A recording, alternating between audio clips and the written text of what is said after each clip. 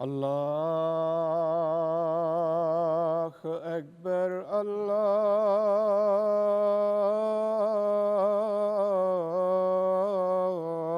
الله أكبر الله أكبر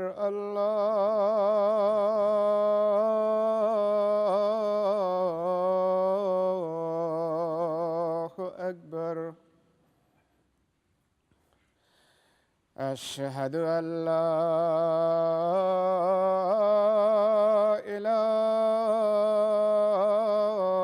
إله إلا الله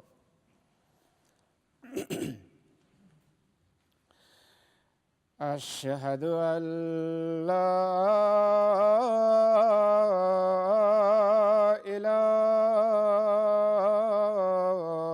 إله إلا الله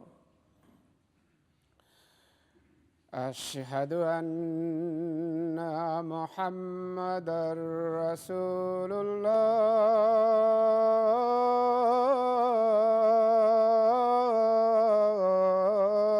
الله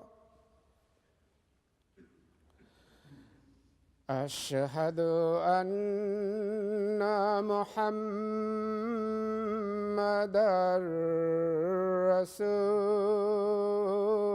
رسول الله حي على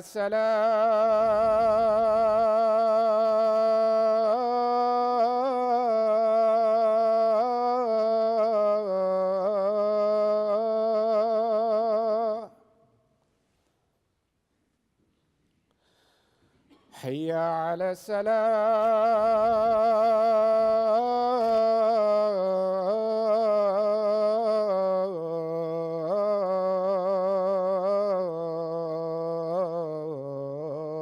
السلام حي على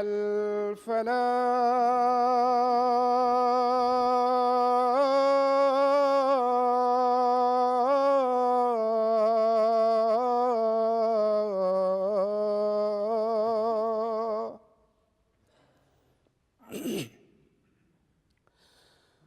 حي على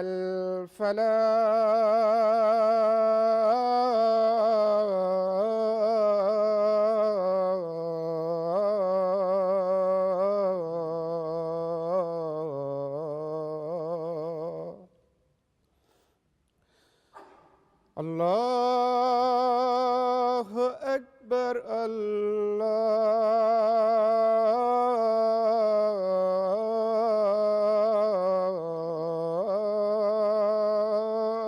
الله أكبر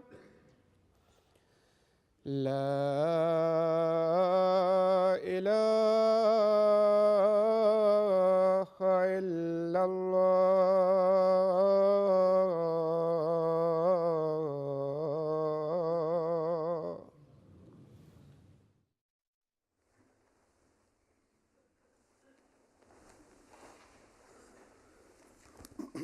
السلام عليكم ورحمة الله.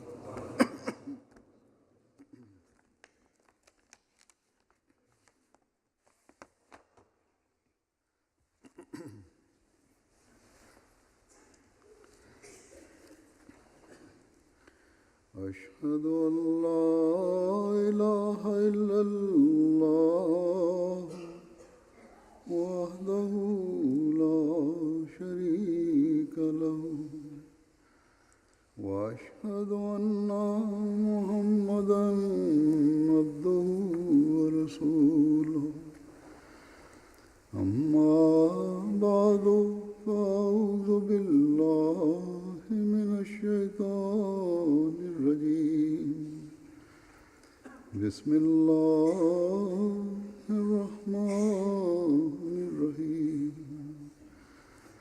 الحمد لله رب العالمين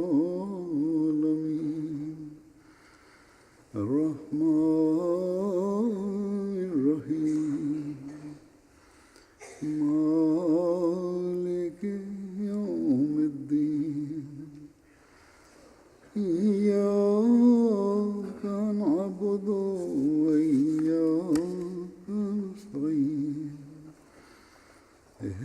الصراط المستقيم صراط الذين أنعمت عليهم غير المغضوب عليهم ولا الضالين.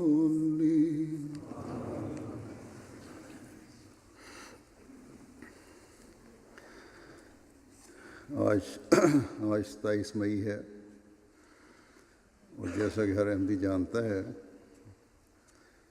اس دن جماعت احمدیہ میں حضرت مسیح موعود علیہ الصلوۃ والسلام کے وصال کے بعد خلافت کا آغاز ہوا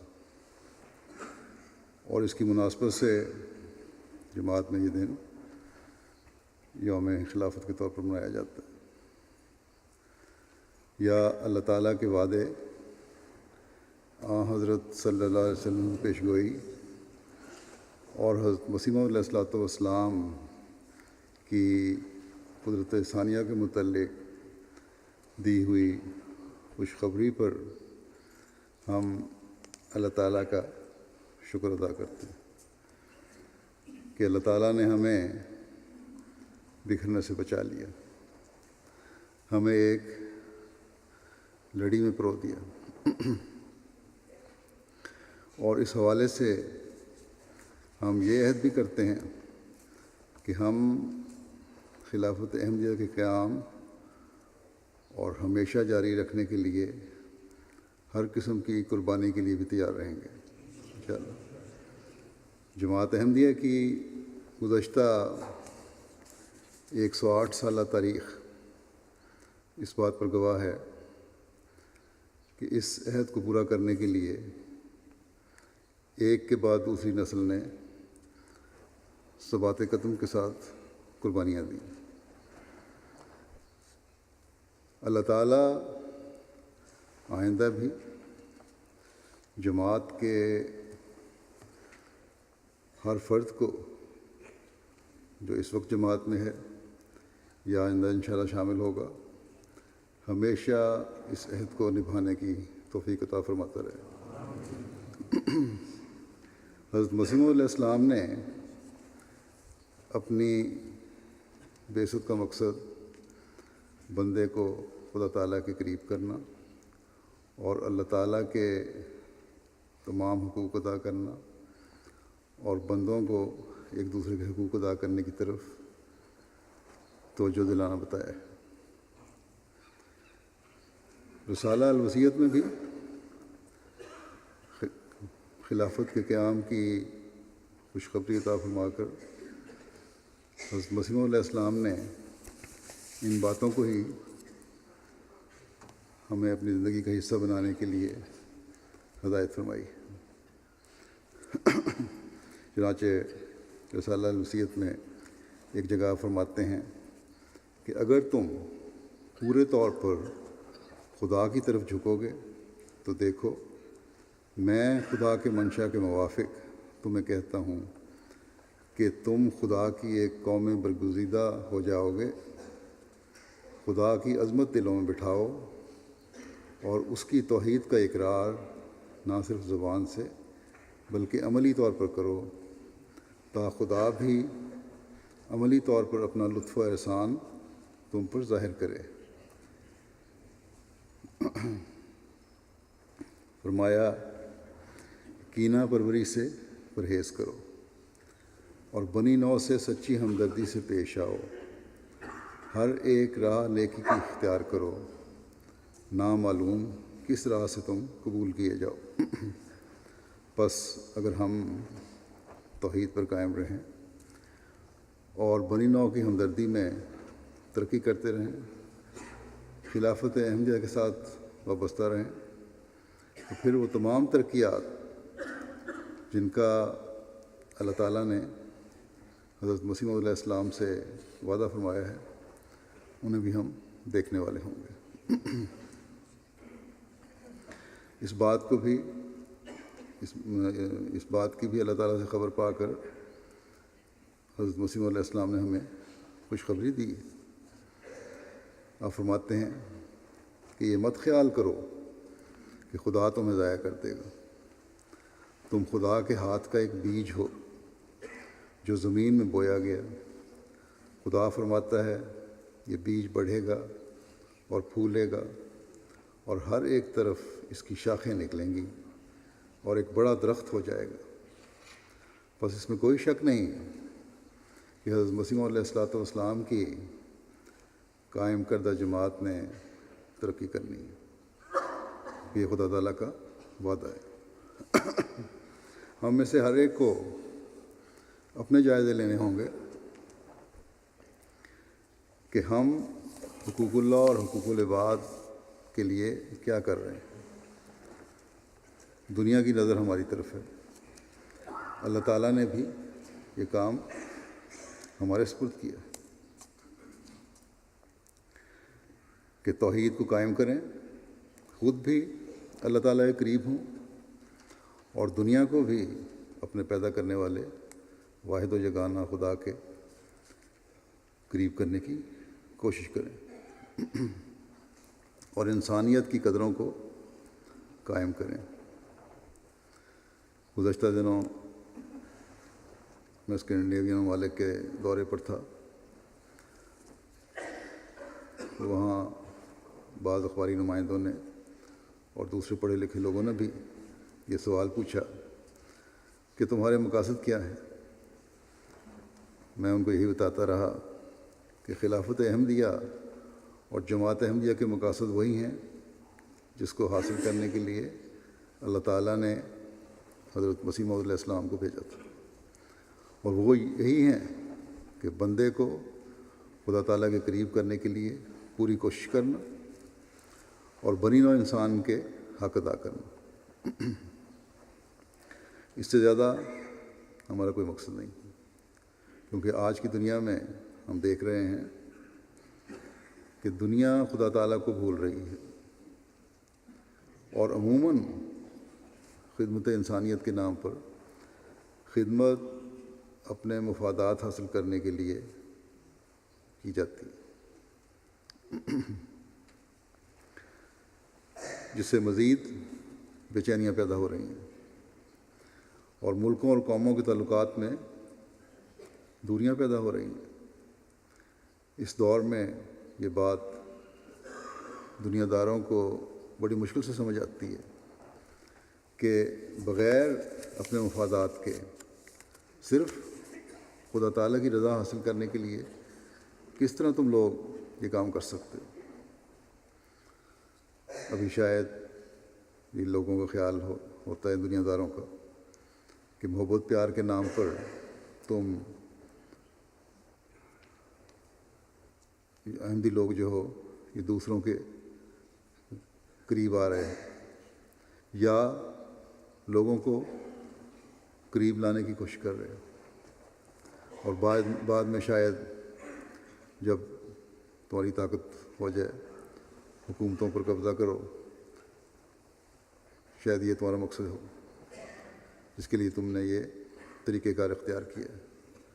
اسٹاک ہوم یونیورسٹی کے اسلامیات کے پروفیسر نے بھی اس قسم کا ایک موقع پر سوال کیا، تو اسے میں نے یہ جواب دیا حضرت مسیح علیہ السلام کے اس شعر میں جو جواب ہے کہ مجھ کو کیا ملکوں سے میرا ملک ہے سب سے جدا، مجھ کو کیا تاجوں سے میرا تاج ہے رضوان یار۔ اور یہی خلافت احمدیہ اور جماعت احمدیہ کا مقصد ہے۔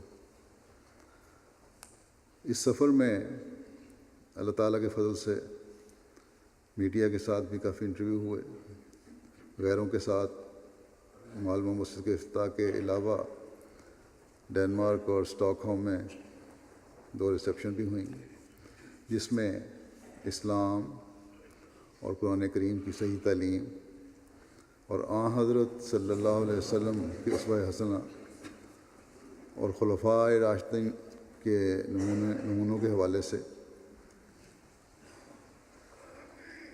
باتیں ہوئیں۔ تو اکثر نے برملا اس بات کا اظہار کیا کہ آج ہمیں اسلام کی حقیقی تعلیم کا پتہ چلا ہے، اور ہمیشہ یہی ہوتا ہے۔ اور دنیا میں آج کل جماعت احمدیہ کے ذریعے سے مختلف جگہوں پر جو بھی امن کے نام پر مجالس ہوتی ہیں، کانفرنسیں ہوتی ہیں، سمپوزیم ہوتے ہیں، اس میں یہی اظہار لوگ کرتے ہیں. اور یہ وجہ یہی ہے کہ آج دنیا میں ہر جگہ ایک ہی طرح اور ایک ہی موضوع پر اور اپنی پوری کوشش کے ساتھ مغرب میں بھی اور مشرق میں بھی، شمال میں بھی، جنوب میں بھی کوشش کی جا رہی ہے. وہ اس لیے کہ جماعت احمدیہ خلافت کے ساتھ وابستہ ہے اور اس کی ہدایات پر کام کرتی ہے. اس بات کا اظہار، جیسے کہ میں نے کہا، اکثر لوگوں نے کیا کہ حقیقی تعلیم کا پتہ ہمیں اب چلا ہے، اور آج ہمیں جماعت احمدیہ کے خلیفہ سے اسلام کی حقیقی تعلیم کا علم ہوا. پس حضرت مسیح علیہ السلام کے بعد جاری نظام خلافت نے نہ صرف ماننے والوں کی رہنمائی کی اور کرتا ہے یا خلافت رہنمائی کرتی ہے، بلکہ دوسروں کو، غیروں کو، اسلام کے مخالفین کو یا اسلام سے خوف کھانے والوں کو بھی صحیح اسلامی تعلیم کے نمونے دکھاتی. غیروں پر ہمارے فنکشن میں آ کر کیا اثر ہوتا ہے، اس وقت اس کے چند نمونے پیش کرتا ہوں. ڈنمارک میں ہوٹل میں ایک ریسیپشن تھی جس میں ممبر پارلیمنٹ بھی آئے تھے، منسٹر بھی تھے وہاں کے کلچر اور مذہب کے، میئر اور سیاستدان بھی، مختلف علمی شخصیات بھی، اور ایمبیسیوں کے نمائندے بھی آئے تھے. انہوں نے اس فنکشن کو سنا، دیکھا اور اظہار کیا بلا تخصیص ساروں نے کہ ہمیں اسلام کی تعلیم کا صحیح علم ہوا ہے. ایک ڈینش مہمان تھے، اسٹین ہافمین، کہنے لگے کہ خلیفہ کی تقریر سن کر مجھے بہت زیادہ تسکین ہوئی ہے اور خوشی ہوئی کہ آج کے اس دور میں ایسے پیغام کی نہایت اشد ضرورت ہے. پھر کہنے لگے کہ اللہ کرے کہ اسکینڈینیویا میں خلیفہ کے الفاظ بہترین رنگ میں سمجھے جائیں. پھر وہاں کا ایک شہر ہے ڈنمارک کا، ناکسکو، وہاں سے کافی بڑی تعداد میں لوگ آئے ہوئے تھے، میئر بھی اس شہر کے اور سیاستدان بھی، دوسرے پڑھے لکھے لوگ بھی. وہ کہتے ہیں کہ وہاں کی کونسل کے ایک ممبر تھے کہ خلیفہ کی تقریر بہت اثر رکھتی تھی. مجھے یہ جان کر بہت خوشی ہوئی کہ لاکھوں مسلمان بغیر کسی خوف کے محض دنیا میں امن کے قیام کی خاطر ایک روشن مینار کی طرح کھڑے. اور یہ وہ لوگ ہیں جو جماعت احمدیہ سے منسلک ہیں. پھر ایک مہمان نے کہا، تقریر کے بعد میرے میز پر بیٹھے تمام لوگ اسلام کو صحیح سمجھنے کے حوالے سے بات کر رہے تھے. لوگ کہہ رہے تھے کہ یہ یقیناً بڑی خوشی کی بات ہے کہ اسلام اس خوبصورت انداز میں پیش کیا گیا ہے. خاص طور پر ڈینش لوگ تو اسلام کے ایک پہلو کو ہی جانتے ہیں. یہ لوگ جانتے ہی نہیں کہ اسلام کے اندر مختلف فرقے بھی موجود ہیں جو امن چاہتے ہیں. کہنے لگے میرے نزدیک یہ بتانا بہت ضروری ہے اور مجھے یقین ہے کہ آج اس تقریب میں شامل تمام مہمان ایک نئے عزم کے ساتھ گھر جائیں گے. اور ڈنمارک میں خاص طور پر جو پہلی بنیاد وہیں پڑی تھی، جو خاکہ بنایا گیا تھا حضرت صلی اللہ علیہ وسلم کا غلط رنگ میں، ان کو میں نے یہی کہا تھا کہ اس سے نفرتیں پیدا ہوں گی، امن خراب ہوگا، تباہی اور بربادی آئے گی اور کچھ نہیں ملے گا تمہیں. اور اس بات کو انہوں نے تسلیم کیا کہ گو کہ یہ ایشو ایسا ہے جو ہمارے لیے بڑا حساس ہے کہ اس خاکوں پہ بات کی جائے، لیکن جس طریقے سے تم نے سمجھایا ہے ہمیں بڑی اچھی طرح سمجھ آ گئی ہے۔ ایک مہمان نے یہ کہا کہ آج کے خطاب کے بعد لوگوں کی مسلمانوں کے بارے میں رائے ضرور تبدیل ہوگی۔ کہنے لگا کہ اب میں نے اسلام کو بہتر سمجھنے کے لیے ایک قرآن کریم بھی منگوایا ہے جس میں حاشیے بھی موجود ہیں، اور آج کی شام کے بعد مجھے اپنی کم علمی کا بھی احساس ہوا ہے۔ کہنے لگا کہ میں قرآن کریم بھی پڑھوں گا۔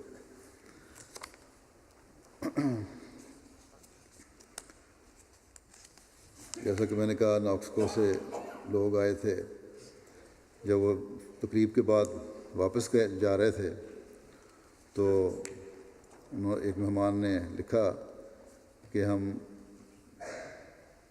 آپ کو بڑا ہزاروں کا شکریہ ادا کرتے ہیں۔ کہتے ہیں کانفرنس زندگی بھر کے لیے ایک یادگار لمحہ کے طور پر ہمیشہ یاد رہے گی، تجربے کے طور پر یاد رہے گی۔ کہنے لگے کوپن ہیگن سے ناکسکو واپسی تک کوچ میں ایک خاص ماحول تھا۔ تمام سفر اس کانفرنس کے بارے میں باتیں ہوتی رہیں، اور ہر ایک اس بات سے متفق تھا کہ ہم نے ایک بہت اچھا دن گزارا ہے اور ہمیں بہت کچھ سیکھنے کو ملا ہے۔ ایک صحافی نے اپنے جذبات کا اس طرح اظہار کیا کہ بہت کچھ سیکھا، اور خلیفہ کی تقریر نے مجھے سوچنے پر مجبور کر دیا ہے، خاص طور پر اس بارے میں کہ اسلام کی تصویر جو میڈیا میں دکھائی جاتی ہے وہ حقیقت سے بہت مختلف ہے۔ کہنے لگا کہ میں ان کی کسی بات پر کوئی تنقید نہیں کر سکتا، کیونکہ ان کی ساری باتیں ہی پیار، محبت اور ایک دوسرے کے احترام سے متعلق تھیں، اور انہوں نے کہا کہ یہی چیزیں امن کی کنجی ہیں۔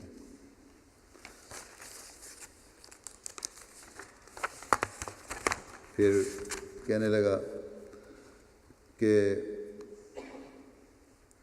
انہوں نے ہمیں ایک اور عالمی جنگ کے خطرے کے بارے میں بتایا، اور میں اب پریشان ہوں۔ میں نے پہلے بھی ایک دو لوگوں سے سنا ہے کہ ہم عالمی جنگ کے قریب ہیں، مگر میں نے اس پر یقین نہیں کیا تھا، مگر آج میرا خیال بدل گیا ہے۔ مجھے اب اس کو سنجیدگی سے لینا ہے۔ اور کہا کہ خلیفہ نے اسے بڑے ایسے انداز میں پیش کیا ہے کہ مجھے سوچنا پڑے گا۔ پھر ایک مہمان اپنے جذبات کا اظہار کرتی ہیں، خاتون، کہ یہ باتیں سوچنے پر مجبور کر دینے والی تھیں، لیکن ایک لحاظ سے پریشان کن بھی تھی، کیونکہ انہوں نے مستقبل کے بارے میں ایک بہت سنگین تصویر کھینچی۔ انہوں نے ہمیں جنگ کے خطرات کے بارے میں خبردار کیا۔ انہوں نے کہا کہ امن کے لیے کوشش کرنے کا بھی وقت ہے، ورنہ ہم بعد میں پچھتائیں گے۔ پھر ایک صاحبہ نے، ڈینش مہمان تھی، کہا کہ آج سے پہلے میں اسلام کے بارے میں منفی باتیں سی جانتی تھی، مگر آج میں نے جو سنا وہ اچھا اور محبت سے بھرا ہوا پیغام تھا۔ میں نے سیکھا کہ ISIS اسلام نہیں ہے، اور اسلام کی تعلیم تو یہ ہے کہ تمام مذاہب کی عبادت گاہوں کی رکھوالی کرنی چاہیے۔ ایک اور ڈینش مہمان نے کہا، ایسے آدمی سے ملی جس نے یہ ثابت کر کے دکھایا کہ میڈیا کے ذریعے سے جو اسلام کی تصویر دکھائی جا رہی ہے وہ غلط ہے۔ میں بہت جذباتی اور پرجوش ہو گئی ہوں۔ میں ایک ایسے شخص سے ملی جس نے مجھے جہاد کا مطلب بتایا۔ میڈیا کی آزادی رائے اور دنیا میں امن کے توازن کو برقرار رکھنے کے بارے میں ان کی باتیں مجھے بہت اچھی لگیں۔ پھر ایک ڈینش مہمان کہنے لگے کہ خلیفہ نے اپنے خطاب میں قرآن کے حوالے دیے۔ اسی بات سے پتہ چلتا ہے کہ ان کے الفاظ خود ساختہ نہیں بلکہ حقیقت پر مبنی تھے۔ کہنے لگے کہ مغرب میں مسلمانوں کے لیے انٹیگریشن ممکن ہے۔ ان باتوں سے ثابت ہوتا ہے، کیونکہ انہوں نے بتایا کہ اسلام مغربی اقدار کے خلاف نہیں ہے، کیونکہ امن، رواداری اور ایک دوسرے کی عزت کرنا مشترکہ اقدار ہیں۔ پھر کہنے لگے کہ سچ کہوں تو ڈینش لوگ مسلمانوں سے اور ان جنگوں سے جو مشرق وسطیٰ میں ہو رہی ہیں بہت ڈرتے ہیں، مگر کم از کم آج کے بعد ہمیں یہ تو پتہ چل گیا ہے کہ وہاں پر جو ہو رہا ہے وہ محمد صلی اللہ علیہ وسلم کی یا ان کے مذہب کی غلطی نہیں، بلکہ ان کی تعلیم کو بگاڑا گیا ہے۔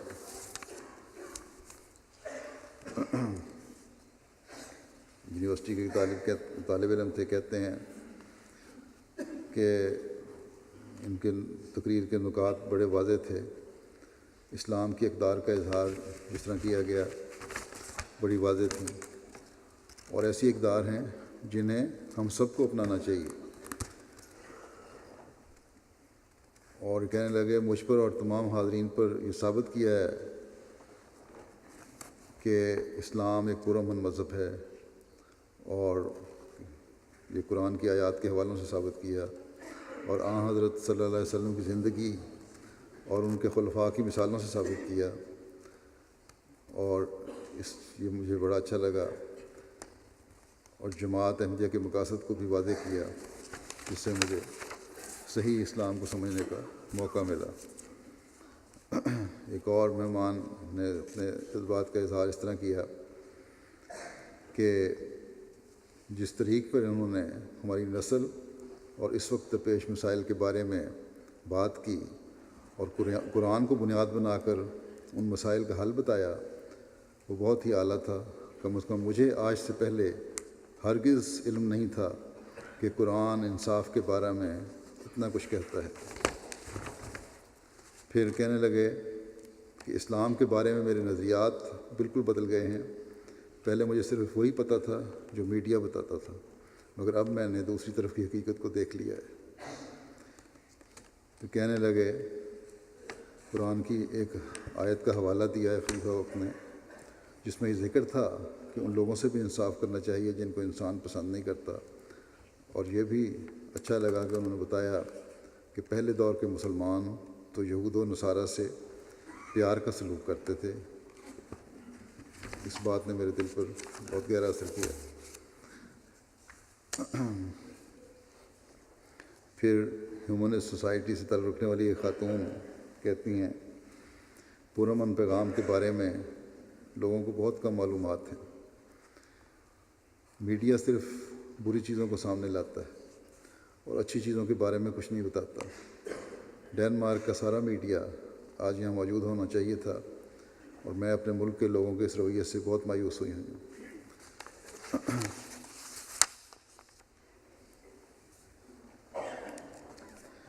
پھر ایک ڈینش خاتون نے کہنے لگیں مجھے اسلام کے بارے میں کچھ نہیں پتہ تھا، مگر آج میں نے بہت کچھ سیکھا، اور میں خوش ہوں کہ اس لحاظ سے آپ کے خلیفہ میرے استاد ہیں۔ میں مانتی ہوں کہ اسلام پرامن مذہب ہے۔ پھر یہ کہنے لگیں کہ میری خواہش ہے کہ لوگ ان کے پیغام پر توجہ دیں۔ میں چاہتی ہوں کہ اس تقریر کا ڈینش ترجمہ مل جائے تاکہ میں سب الفاظ اچھی طرح سے جذب کر سکوں اور دوسروں کو بھی بتا سکوں۔ پھر انہوں نے کہا کہ خلیفہ کا پیغام پورے ڈنمارک میں پھیلانا چاہیے، ہمیں ان کے پیغام کو ماننا ہوگا اور ان سے سیکھنا ہوگا۔ مجھے لگتا تھا کہ سارے مسلمان پرتشدد ہوتے ہیں، مگر اب مجھے ایسے خیالات رکھنے پر بہت شرم محسوس ہو رہی ہے۔ اکثریت ان میں سے اچھی ہے، مگر میڈیا نے ہمارے ذہن بھر دیے ہیں۔ پھر کہا میرے شوہر مجھے آج صبح یہاں آنے سے منع کر رہے تھے، کیونکہ انہیں لگ رہا تھا کہ وہاں کوئی حملہ ہو جائے گا یا کوئی خودکش حملہ ہو جائے گا، مگر میں نے انہیں آنے پر مجبور کیا کیونکہ میں متجسس تھی، اور اب وہ خوش ہیں کہ وہ بھی آ گئے۔ دونوں میاں بھی آئے ہوئے تھے، بلکہ کہنے لگیں بلکہ وہ تو کافی جذباتی ہو گئے ہیں۔ پھر کہنے لگی میں تو یہ کہوں گی کہ جو دعوت کے باوجود نہیں آیا وہ بڑا بیوقوف ہے۔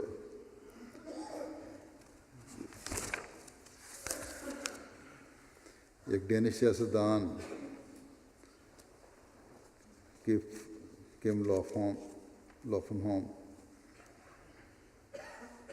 نے کہا کہ یہ میرا پہلا موقع تھا کہ میں کسی خلیفہ سے ملا ہوں، اور ان سے ملنے کا تجربہ میری زندگی میں کسی اور مسلمان سے ملنے سے بالکل مختلف تھا۔ جو بتانے والے کو انہوں نے کہا آپ کے امام اسلام کے بارے میں وہ بات کرتے ہیں جو دوسرے عرب مسلمان نہیں کرتے جن سے میں ملا ہوا ہوں۔ آپ کے خلیفہ یہ بات بہت واضح کرتے ہیں کہ اسلام تمام مذاہب کو آزادی دیتا ہے۔ کہنے لگے دنیا کو خلیفہ کے الفاظ سننے کی ضرورت ہے، ان کے الفاظ کو دور دور تک پھیلنا چاہیے۔ شاید آپ ایک چھوٹی سی جماعت ہوں مگر آپ کا پیغام بہت بڑا ہے۔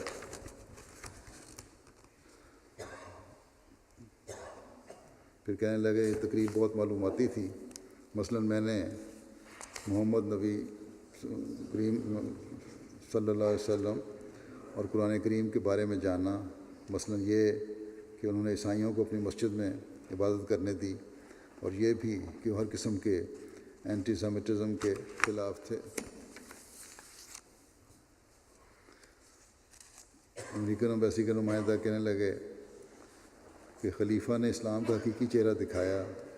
لوگ برسلز اور پیرس کے حملوں کے بعد اسلام سے ڈرنے لگ گئے تھے، مگر خلیفہ نے واضح کیا کہ اس دہشت گردی کا اسلام سے کوئی تعلق نہیں۔ اسلام ایک حکمت اور امن کا پیغام ہے۔ میں ایمبیسڈر کو تمام نکات بتاؤں گا جن کا خلیفہ نے ذکر کیا ہے، اور ان سنگین موضوعات کا بھی بتاؤں گا جن کا خلیفہ نے ذکر کیا ہے، یعنی آزادی رائے اور یہ کہ آج کل لوگوں کو آپس میں اکٹھا ہونے کی ضرورت ہے۔ ایک ڈینش مہمان جو ٹیچر ہیں کہنے لگیں آج میں نے اسلام کے بارے میں بہت کچھ سیکھا ہے، اور میں اپنے طلباء کو جا کر وہ سب کچھ بتاؤں گی جو میں نے آپ کے خلیفہ کو کہتے سنا۔ کہنے لگیں بہت سے لوگ اسلام سے خوفزدہ ہیں، مگر خلیفہ سے میں نے یہ سیکھا ہے کہ ہمیں اسلام سے نہیں بلکہ دہشت گردی اور شدت پسندی سے ڈرنا چاہیے، اور اسلام اور دہشت گردی دونوں ایک دوسرے سے جدا ہیں۔ کہنے لگیں کہ مجھے لگا تھا کہ میں اسلام کو جانتی ہوں، مگر حقیقت میں مجھے کچھ نہیں پتہ تھا۔ مثلا مجھے یہ نہیں پتہ تھا کہ نبی کریم صلی اللہ علیہ وسلم عیسائیوں اور یہودیوں سے نیک سلوک کرتے تھے۔ اس بات نے مجھے بہت جذباتی کر دیا۔ کی تقریر بہت متوازن تھی۔ بعض مسلمانوں اور غیر مسلموں جن کے اعمال برے ہیں ان سب پر بھی تنقید کی انہوں نے۔ ایک مہمان نے کہا کہ خطاب جس انداز میں پیش کیا، میں نے دیکھا کہ آپ نے دیگر مقررین کی بات کو بھی بہت غور سے سنا۔ پھر کہنے لگے کہ تیسری جنگ عظیم کے بارے میں آپ کی باتیں بہت بصیرت افروز تھیں، جن کو سن کر میں تھوڑا گھبرا بھی گئی ہوں، مگر آپ کے خطاب سے ہی پھر ایک قسم کی تسکین محسوس ہوئی۔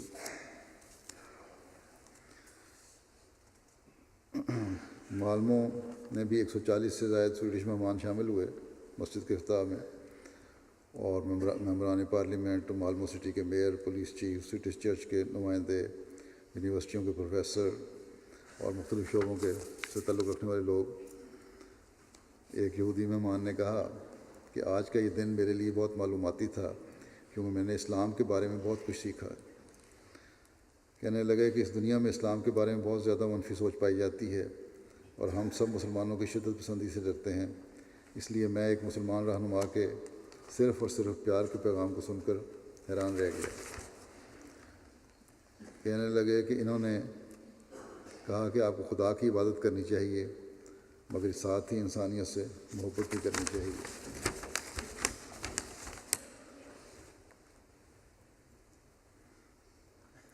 کہنے لگے خلیفہ نے مجھے ایسا محسوس کروایا کہ مسلمان بھی ہمارے بھائی ہیں، اور اس سے میرے دل میں فلسطینیوں کے لیے رحم دلی بڑھی، اور یہ خیال گزرا کہ شاید ان میں سے سب برے نہیں ہیں۔ بہرحال اپنے قصور تو کوئی نہیں مانتا، لیکن یہ تسلیم کر لیا انہوں نے کہ ہمیں رحم دکھانا چاہیے۔ ایک خاتون جو عیسائی پریسٹ ہیں، ہسپتال میں کام کرتی ہیں، کہنے لگی میرا خیال ہے کہ یہ بالکل درست بات ہے کہ یہاں مالمو میں اور یورپ میں لوگ مسلمانوں سے اور مسجدوں سے خوفزدہ ہیں، اور خلیفہ نے امن کے متعلق اور اس حوالے سے کہ لوگوں کی ذمہ داریوں کے بارے میں ذمہ داریاں کیا ہیں بڑی اہم باتیں کی ہیں۔ انہوں نے ہمیں ایک مسجد کے مقاصد کے بارے میں بتایا، اور میں امید کرتی ہوں کہ وہ دوسروں کو ان مقاصد کے بارے میں قائل کرنے میں کامیاب ہو جائیں گے۔ یقیناً انہوں نے مجھے تو قائل کر لیا ہے۔ یہ مسجد کے مقاصد کا موضوع بہت ضروری تھا اور اس کا ہر لفظ بامعنی اور گہرا تھا۔ پھر کہنے لگیں کہ انہوں نے پیغام دیا کہ ایک دوسرے سے خوف نہیں کرنا چاہیے، بلکہ ایک دوسرے کو سمجھنا چاہیے اور ایک دوسرے کے خیالات بانٹنے چاہیے۔ پھر کہنے لگیں حقیقت تو یہ ہے کہ آپ کے خلیفہ کی تقریر نے مجھے ہلا دیا ہے، میں بہت جذباتی ہو گئی۔ آج میں نے ایک مسلمان سربراہ کو صرف امن کے بارے میں بولتے سنا، اور انہوں نے مجھے بتایا کہ اسلام انسانیت کی خدمت کا مذہب ہے۔ ان کی تقریر کا بہترین حصہ یہ تھا کہ انہوں نے کہا کہ انسانیت کو اپنے خالق کو پہچاننا ہوگا اور خدا پر پختہ یقین رکھنا چاہیے۔ یہی میرا بھی نظریہ ہے۔ مالمو شہر کے میئر اینڈرسن صاحب نے کہا کہ ان کی یقین دہانی کروائی اس ایڈریس میں، بلکہ اس شہر اور علاقہ میں تعمیر ہونے والی مسجد کے حقیقی مقاصد بیان کیے۔ بس اس مسجد کو ہم اس شہر میں قیام امن اور انٹیگریشن کا ذریعہ سمجھتے ہیں۔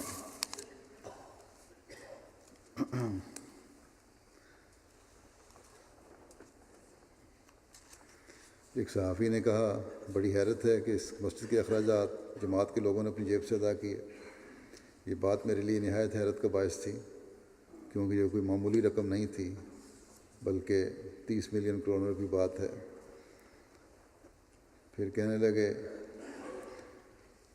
آپ لوگوں نے سارا کام خود کیا ہے، بہت بڑی کامیابی ہے، بہت متاثر ہوں۔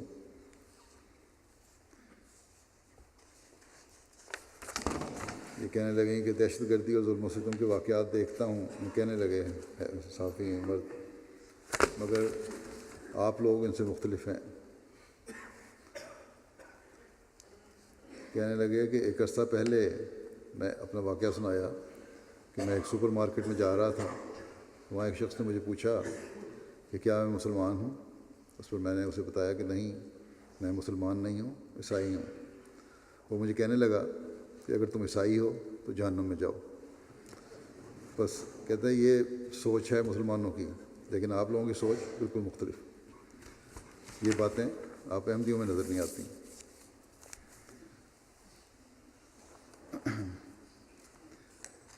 ایک مہمان جو مولوی یونیورسٹی میں پڑھاتے ہیں کہنے لگے خلیفہ کا خطاب نہایت اثر رکھنے والا تھا۔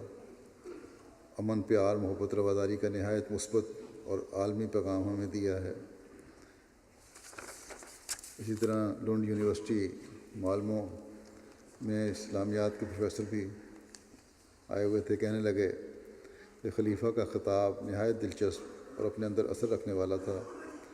خطاب ختم ہونے کے بعد میں نے دیکھا کہ لوگ خطاب کے حوالے سے ایک دوسرے سے باتیں کر رہے تھے، اور سب لوگ ہی اس سے بہت متاثر نظر آ رہے تھے۔ بعض لوگوں نے تو اس خطاب کی نقل مہیا کیے جانے کا مطالبہ بھی کیا۔ کہنے لگے کہ میں نے دیکھا کہ جس شخص نے یہاں پر، سب لوگ یہاں اکٹھے تھے، سنیوں کی پہلی مسجد تعمیر کی تھی، وہ بھی اس تقریب میں آیا ہوا تھا۔ یہودی بھی اس تقریب میں تھے، عیسائی بھی تھے، دیگر مذہب والے بھی تھے۔ سویڈش ادارے چرچ آف سائنٹالوجی کے چیف برائے انفارمیشن بھی آئے ہوئے تھے۔ کہنے لگے خلیفہ نے اپنی تقریر میں ایک فقرہ جو کہا مجھے بہت زیادہ اچھا لگا، اور وہ فقرہ یہ تھا کہ ایک بڑے فائدے کی خاطر ہمیں اپنے ذاتی مفادات کو ایک طرف کرنا چاہیے۔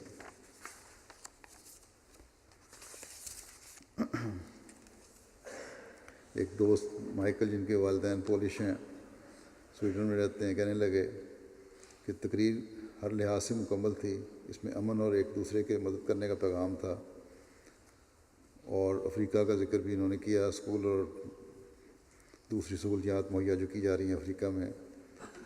کہنے لگا کہ میں خدا پر یقین رکھتا ہوں، مگر یہاں پر اکثر لوگ، عموماً دوسرے لوگ جو ہیں وہ نہیں رکھتے، اس لیے میں بہت فخر محسوس کر رہا ہوں کہ ایسا شخص سویڈن آیا جو خدا پر اور ایک خالق پر پختہ یقین رکھتا ہے۔ خطاب کے سننے کے بعد اب میں اسلام سے نہیں ڈرتا، بلکہ صرف شدت پسندوں سے ڈرتا ہوں۔ مجھ پر واضح ہو گیا کہ دونوں آپس میں جدا جدا ہیں۔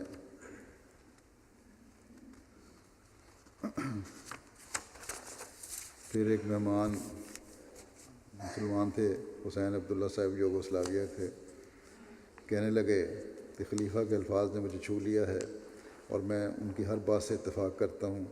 انہوں نے اسلام کا اس طرز پر دفاع کیا جو دوسرے مسلمان نہیں کر سکتے، رواداری اور دوسروں کی مدد کرنے پر زور دیا، اور کہا کہ اسلام کی تعلیم ہے کہ ہم سب ضرورت مندوں کی مدد کریں۔ کہنے لگے کہ اب میں جماعت احمدیہ پر فخر کرتا ہوں، لوگوں کے اسلام کے بارے میں غلط تاثرات ہیں اور یہ کوئی آسان کام نہیں ہے کہ ان کو درست کیا جائے، مگر خلیفہ اس کام میں سب سے آگے ہیں۔ ایک سویڈش مہمان نے اپنے خیالات کا اظہار کیا کہ اس شام نے مجھ کو بہت متاثر کیا ہے اور میں نے سیکھا ہے کہ اسلام کیا ہے۔ خلیفہ نے چند ہی منٹوں میں بہت سے موضوعات پر بات کی اور اسلام کا اس رنگ میں دفاع کیا جو کہ میں نے پہلے کبھی نہیں سنا۔ میں کہنے لگا انہوں نے یہ بھی تسلیم کیا کہ بعض مسلمان برے ہیں، مگر خلیفہ نے قرآن کریم کا حوالہ دے کر یہ ثابت کیا کہ ایسے لوگ قرآن کی تعلیم کے خلاف جا رہے ہیں۔ ایک سیاستدان نے کہا کہ میرا اس کے حوالے سے کہ تقریر میں انہوں نے کہا کہ آپ کو ایک حقیقی مسلمان سے امن محسوس کرنا چاہیے، اور میں جب یہاں تقریب میں تھا تو میں واقعی امن محسوس کر رہا تھا۔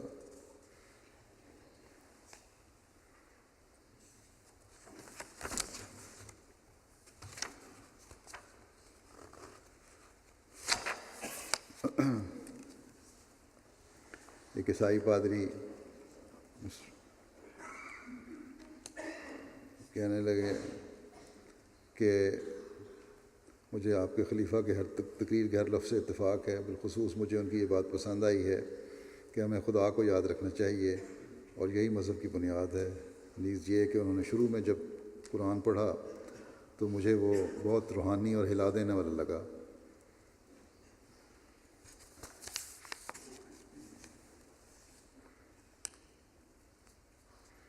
ایک مہمان کہنے لگے مجھے آج یوں لگا کہ میں کسی اور دنیا میں ہوں۔ مرکزی موضوع بھی یہی تھا کہ ایک دوسرے کا خیال رکھیں، خاص طور پر ان کا جو سب سے کمزور اور ضرورت مند ہیں۔ پھر کہنے لگا خلیفہ نے قرآن کے ذریعے ثابت کیا کہ مذہب دل کا معاملہ ہے۔ انہوں نے یقیناً مجھے تسلی دلائی اور مجھے امید ہے کہ دوسروں نے بھی یہاں موجود تھے اس طرح فائدہ اٹھایا ہوگا۔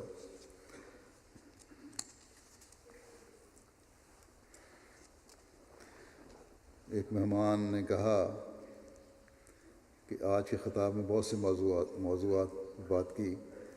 لوگ کہتے ہیں کہ اسلام شدت پسندی کا مذہب ہے، مگر آپ کے خلیفہ کا پیغام اس سے بالکل مختلف ہے۔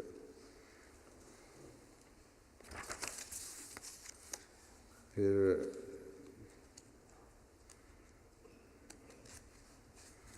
ایک سویڈش مہمان نے کہا کہ اسلام کے بارے میں بہت کچھ سیکھا۔ یہ بڑی اچھی بات تھی کہ جس طرح میڈیا ہمیں ہر وقت اسلام کے بارے میں بتاتا ہے کہ یہ ایک متشدد مذہب ہے، مگر آج ہمیں اس کے برعکس ہی سننے کو ملا۔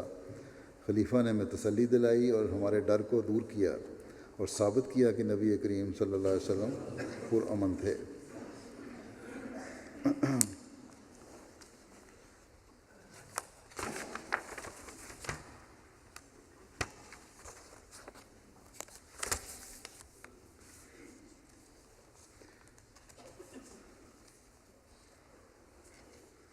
پھر ایک مہمان نے کہا پہلے یہاں آنے سے پہلے میں اسلام کے بارے میں خوفزدہ تھی، مگر آج جو مجھے نظر آیا اور جو میں نے دیکھا وہ بالکل مختلف تھا۔ خلیفہ کا پیغام رحم دلی، ہمدردی اور امن کا پیغام تھا۔ یہ تعلیم دیتے ہیں کہ آپ کو ہر شخص سے محبت کرنی چاہیے ان کے مذہب کی پرواہ کیے بغیر۔ اس نے میرے دل کو چھو لیا۔ نیز یہ بھی سن کر اچھا لگا کہ اسلام ہمسایوں کے حقوق کے بارے میں تعلیم دیتا ہے۔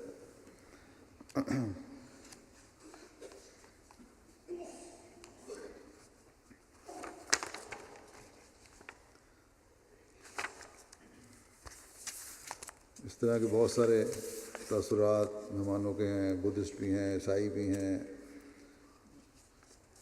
اور سب نے اس بات کا اظہار کیا کہ اسلام کی تعلیم اور آن حضرت صلی اللہ علیہ وسلم کا اسوہ جو ہے وہ یقیناً شدت پسندی کے خلاف ہے۔ ایک ممبر آف پارلیمنٹ نے کہا کہ خلیفہ کو ہر جگہ اور ہر پلیٹ فارم پر اسلام کی نمائندگی کرنی چاہیے اور لوگوں کو ان کی بات سننی چاہیے۔ اگر کسی کو اسلام کا کچھ بھی خوف تھا تو وہ آج دور ہو گیا ہوگا۔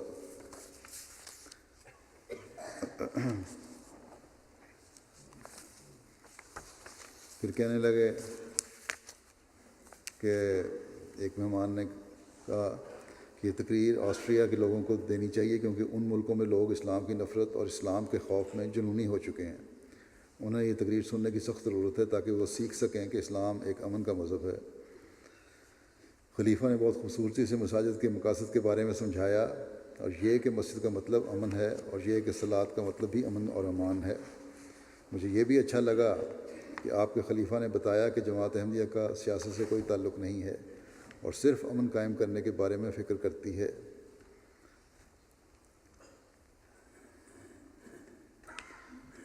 اور مجھ پر یہ بات بہت اثر انداز ہوئی جب خلیفہ نے کہا کہ احمدی انسانیت کی تکالیف دور کرنا چاہتے ہیں اور ان کی مدد کرنا چاہتے ہیں۔ پھر یہ بھی بہت دلچسپ بات تھی کہ خلیفہ نے بتایا کہ نبی محمد صلی اللہ علیہ وسلم کے دور میں ایک مسجد زرار کو بنا دیا گیا تھا، جس سے ثابت ہوتا ہے کہ مساجد صرف امن کی جگہیں ہوتی ہیں۔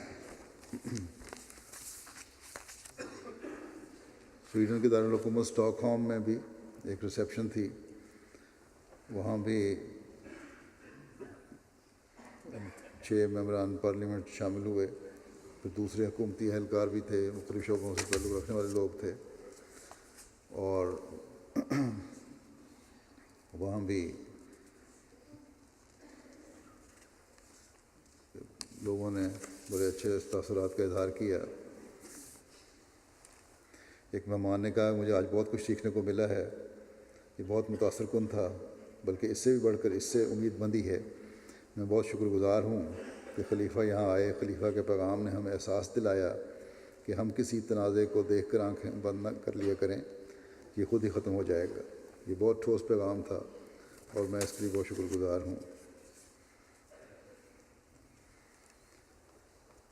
پھر ایک مہمان نے کہا کیونکہ آج کل دنیا میں ایسی طاقتیں کام کر رہی ہیں جو انسان کو انسان سے دور کرنا چاہتی ہیں۔ سب کو ایک جگہ اکٹھا کرنے میں آپ ہر لحاظ سے کامیاب ہوئے ہیں، کیونکہ جب ہم ملتے ہیں تو ہماری آنکھیں کھلتی ہیں اور ہمیں مزید کچھ سیکھنے کو ملتا ہے۔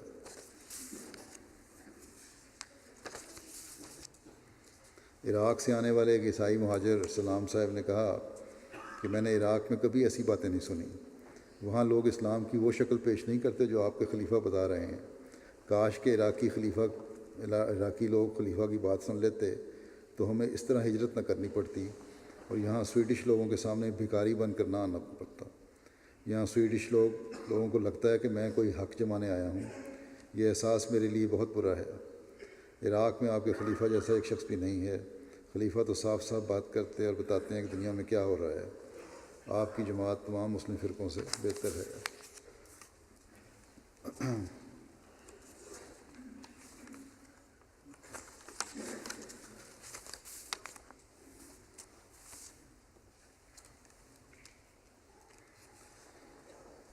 پھر ایک مہمان نے کہتی ہیں کہ جو پیغام خلیفہ نے دیا یہی اصل پیغام ہے جو تمام مذاہب نے اپنے آغاز میں دیا ہے۔ ہر مذہب کی بنیادی تعلیم یہی ہے۔ خلیفہ یکسانیت کی طرف بلا رہے ہیں۔ آپ کی باتیں سن کر مجھے یقین ہو گیا ہے کہ مذہب دنیا کے مسائل کی وجہ سے نہیں ہے،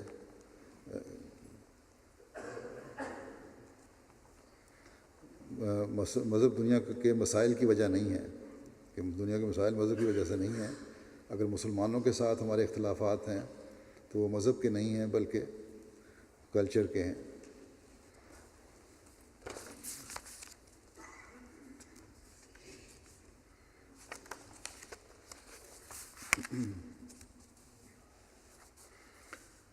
ڈنمارک میں الیکٹرانک اور پرنٹ میڈیا میں جو کوریج ہوئی ہے اس کے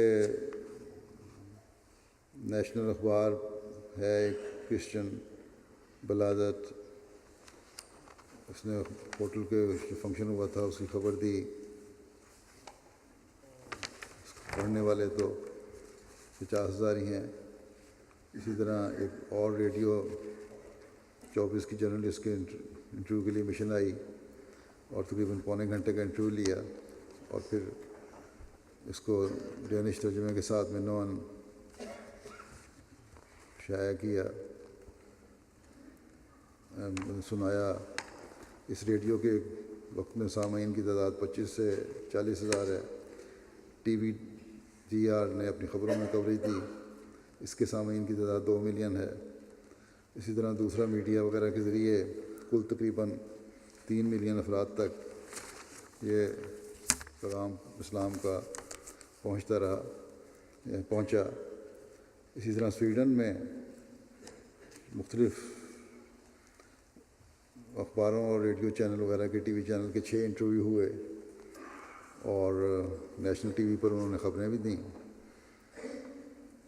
اس طرح مجموعی طور پر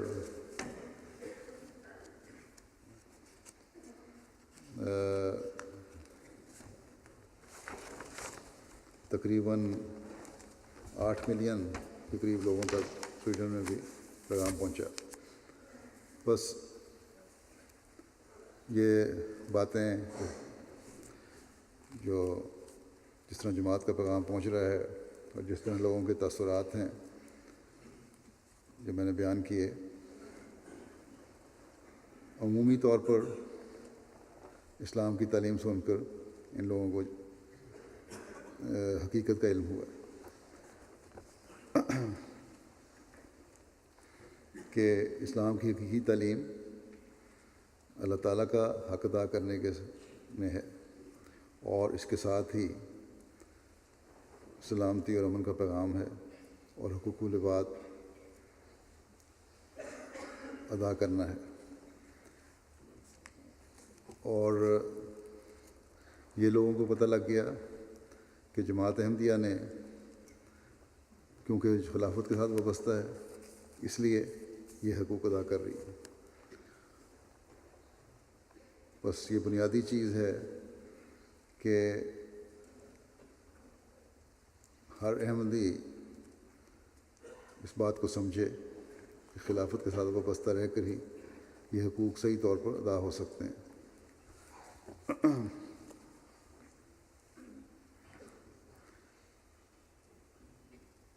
حقیقی خلافت صرف اپنوں کے خوف کو امن میں نہیں بدلتی بلکہ غیروں کے خوف کو بھی امن بدلتی ہے. اور یہی اکثر تاثرات جو لوگوں نے بیان کیے ہیں انہوں نے یہ کہا ہے جس کا خلاصہ میں نے بیان کیا ہے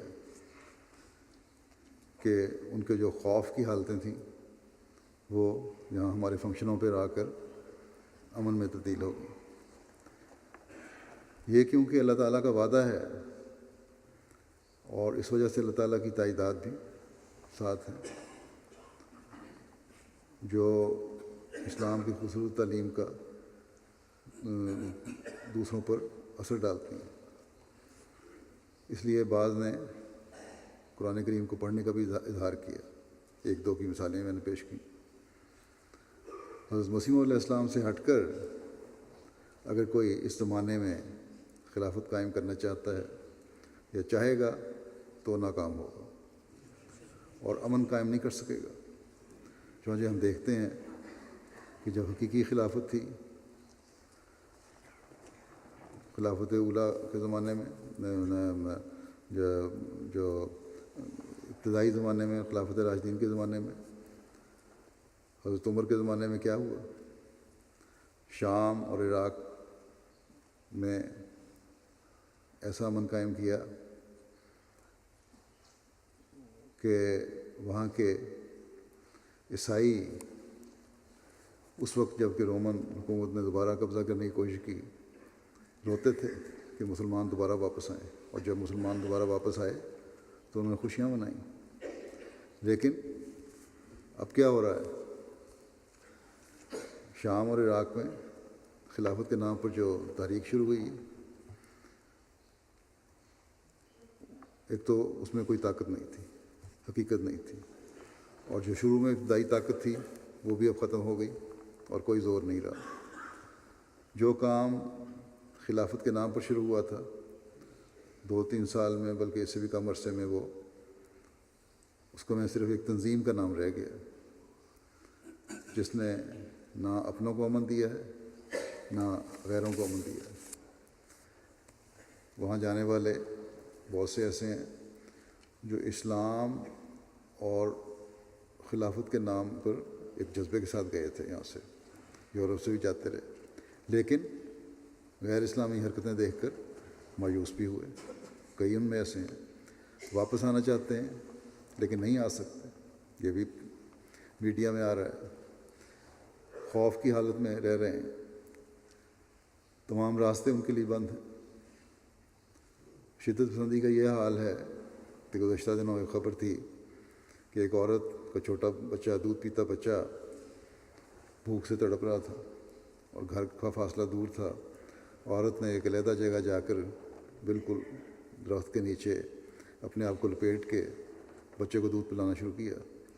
تو اس وقت نام نہاد یہ اسلام کے ٹھیکیدار اور اسلام کی حفاظت کرنے والے آ گئے، اور ان نام نہاد خلافت کے سپاہیوں نے اس عورت سے اس کا بچہ چھینا کہ تم سڑک پہ بیٹھی دودھ پلا رہی ہو، حالانکہ بالکل ایک جگہ علیحدہ جگہ پہ تھی، اور پھر بچہ چھین کر گولیاں مار کر اس عورت کو مار دیا۔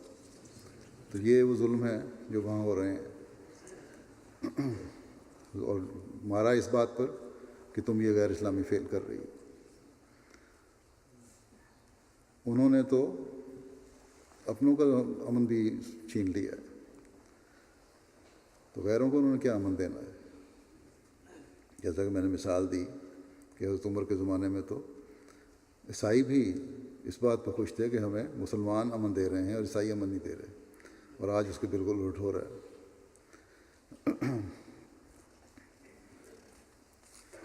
لیکن یہ خلافت احمدیہ ہی ہے جو اپنوں اور غیروں کو کے خوف کو امن میں بدل رہی ہے، اور مختلف لوگوں کے تاثرات سے یہ واضح ہو رہا ہے کہ اللہ تعالیٰ کی تائیدات خلافت احمدیہ کے ساتھ ہیں اور کبھی کم نہیں ہوتی۔ اور جیسا کہ میں نے کہا کہ گزشتہ 108 سال کی تاریخ اس بات کی گواہ ہے۔ حضرت مسیح موعود علیہ السلام نے فرمایا تھا کہ اگر یہ کسی انسان کا کام ہوتا تو کب کا ختم ہو چکا ہوتا، بس یہ حضرت مسیح موعود علیہ السلام کی جماعت کا قیام اور خلافت کا وعدہ الہی وعدہ ہے، اور وہی چیز جو حضرت مسیح موعود علیہ السلام کے زمانے میں تھی کہ ختم کرنے کی لوگوں نے کوشش کی لیکن ختم نہیں ہوا، وہ آج بھی کوشش کریں گے تو اللہ تعالیٰ کے فضل سے کبھی ختم نہیں کر سکتے۔ اور یہ خلافت اور یہ نظام اللہ تعالیٰ کے فضل سے ہمیشہ جاری رہنے کے لیے۔ اگر ہم اپنے وسائل کو دیکھیں تو اس بات کا تصور بھی نہیں کر سکتے کہ اتنی بڑی تعداد تک اسلام کا پیغام پہنچا سکتے ہیں، لیکن جب اللہ تعالیٰ کی تقدیر نے یہ فیصلہ کر لیا ہو کہ اس نے یہ پیغام زمین کے کناروں تک پہنچانا ہے، تو پھر ان ترقیات کو کون ہے جو روک سکتا ہے؟ کوئی دنیاوی طاقت روک نہیں سکتی۔ اور اللہ تعالیٰ ہمیں یہ دعا کرنی چاہیے کہ اللہ تعالیٰ ہر احمدی کو ہمیشہ وفا کے ساتھ خلافت احمدیہ کے ساتھ منسلک رکھے، اور ہم اللہ تعالیٰ کے وعدوں کو مزید شان سے جلد از جلد پورا ہوتا ہوا دیکھ سکیں۔ نماز کے بعد میں 3 جنازے بھی پڑھاؤں گا، ایک جنازہ حاضر ہے اور 2 غائب۔ جنازہ حاضر ہے مکرم چودھری فضل احمد صاحب وقف کا، جو ماسٹر غلام محمد صاحب مرحوم آف ننکانہ کے بیٹے تھے۔ 23 مئی 2016 کو 80 سال کی عمر میں وفات پا گئے۔ انا للہ و انا الیہ راجعون۔ آپ حضرت عمر الدین صاحب بنگوی صحابی حضرت مسیح علیہ السلام کے نواسے اور مولوی کرم اللہ صاحب ظفر مرحوم کے بھتیجے تھے۔ لمبا عرصہ منڈی بہاؤدن میں رہے، پھر جرمنی شفٹ ہوئے، چند سال سے لندن میں مسجد فضل کے حلقہ میں مقیم تھے. ساری زندگی مختلف عہدوں پر جماعت کی خدمت کی توفیق ملی. منڈی بہاؤدین میں بھی سیکٹری مال، سیکٹری تعلیم قرآن اور امام اصلاحات وغیرہ عہدوں پر فائد رہے. جہاں بھی رہے سینکڑوں بچوں کو قرآن کریم پڑھانے کی توفیق ملی. 1987 کے رمضان مبارک میں کلمہ طیبہ کے کیس میں اسیر راہ مولا رہنے کا شرف بھی حاصل ہوا. انتہائی نیک صالح قرآن کریم سے محبت کرنے والے شفیق اور بزرگ انسان تھے. مرحوم موسی تھے. عثمان خان نے 5 بیٹیاں اور 2 بیٹے یادگار چھوڑے ہیں. اللہ تعالیٰ مرحوم کے درجات بلند فرمائے. دوسرا جنازہ ہے مکرم داؤد احمد صاحب شہید ابن مکرم حاجی غلام محی الدین صاحب کا، جو کراچی میں رہتے تھے. 24 مئی 2016 کو 60 سال کی عمر میں مخالفین احمدیت نے رات تقریباً 9 بجے آپ کو گھر کے باہر فائرنگ کر کے شہید کر دیا. انا للہ و انا الیہ راجعون. تفصیلات کے مطابق داؤد احمد صاحب اپنے گھر کے باہر ایک غیر جماعت کے انتظار میں بیٹھے تھے. ان کے دوست ابھی تھوڑے فاصلے پر ہی تھے کہ اسی دوران ایک موٹر سائیکل پر سوار دو نامعلوم افراد آئے اور پیچھے بیٹھے ہوئے شخص نے موٹر سائیکل سے اتر کر آپ پر فائرنگ کر دی.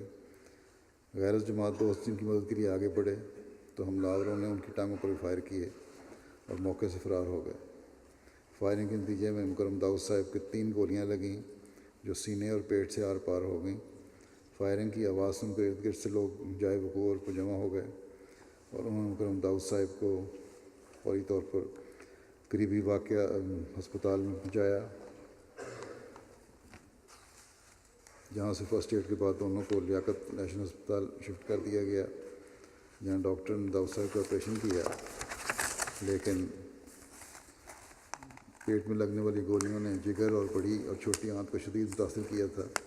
سینے میں لگنے والی گولی سے بہت زیادہ خون ضائع ہو گیا تھا، اس لیے جان بر نہ ہو سکے اور آپریشن کے دوران ہی جامِ شہادت نوش فرمایا. انا للہ و انا الیہ راجعون.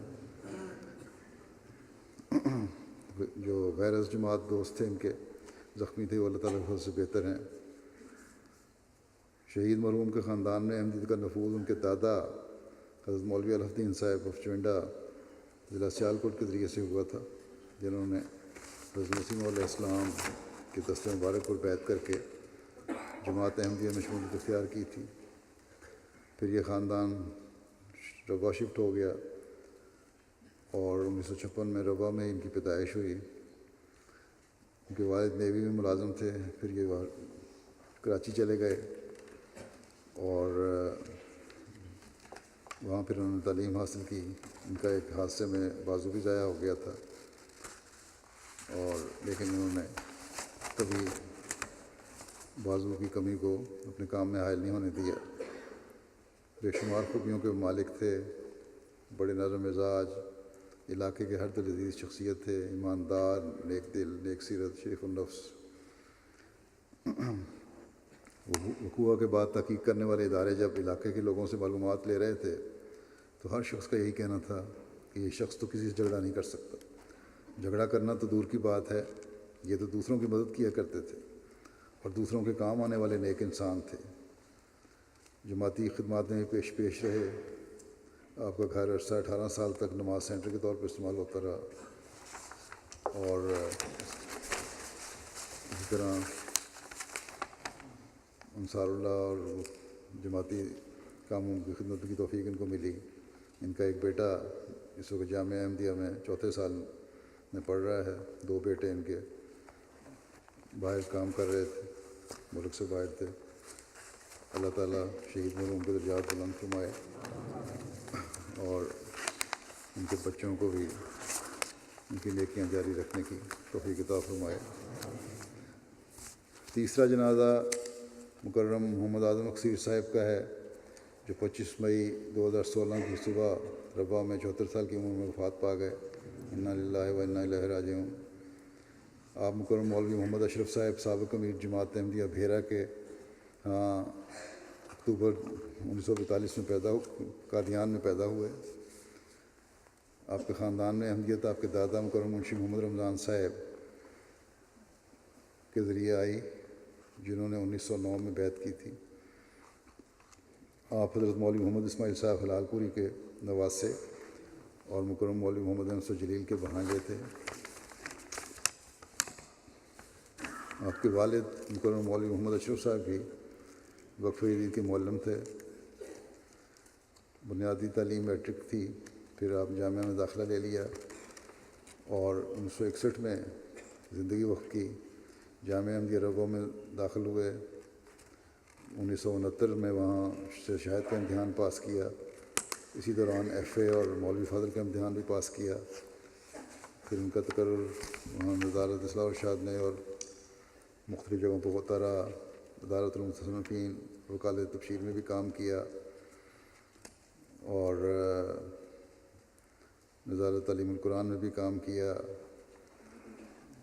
مختلف علاقوں میں مربی کے طور پر کام کیا۔ اصلاح و ارشاد مقامی میں 90 سے 98 تک اشاعت و تصنیف کی نظارت میں کام کیا۔ پھر وکالت دیوان میں 99 سے 2006 تک کام کیا۔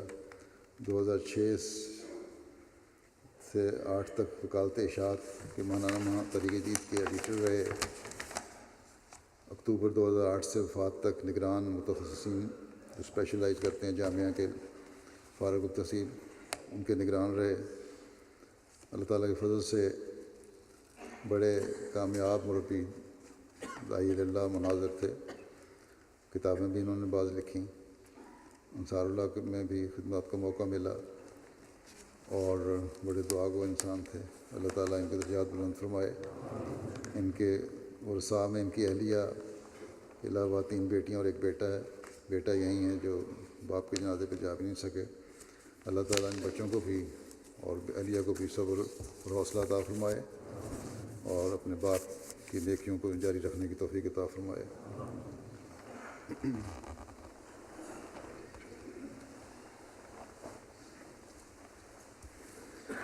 الحمد للہ نحمدہ ونستعینہ ونستغفرہ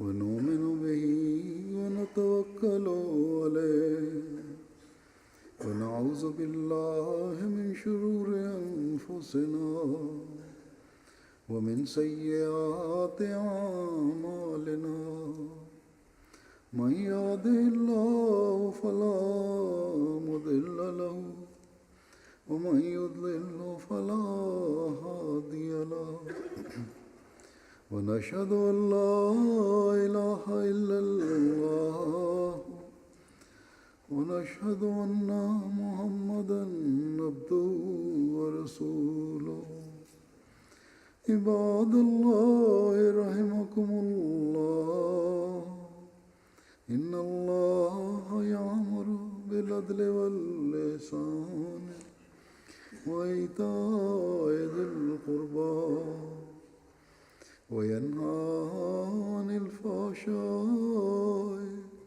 والمنكر والبغي يعظكم لعلكم تذكرون اذكروا الله يذكركم وادعوه يستجب لكم ولذكر الله أكبر